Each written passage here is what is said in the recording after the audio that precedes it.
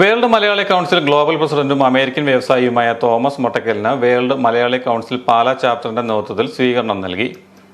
സ്വീകരണ സമ്മേളനം Sebastian Kulathunkal MLA ഉദ്ഘാടനം ചെയ്തു. അമേരിക്കയിലെ തൊഴിൽ സാധ്യതകളെക്കുറിച്ച് തോമസ് മൊട്ടക്കൽ തന്റെ പ്രസംഗത്തിൽ വിശദീകരിച്ചു. അമേരിക്ക ഉൾപ്പെടെ വിദേശ സമ്പന്ന രാജ്യങ്ങളിൽ മികച്ച തൊഴിൽ ലഭിക്കണമെങ്കിൽ പഠനകാലത്ത് തന്നെ വിദ്യാർത്ഥികൾക്ക് നല്ല അച്ചടക്കവും ശരിയായ ദിശാബോധവും നൽകണമെന്ന് തോമസ് മൊട്ടക്കൽ പറഞ്ഞു.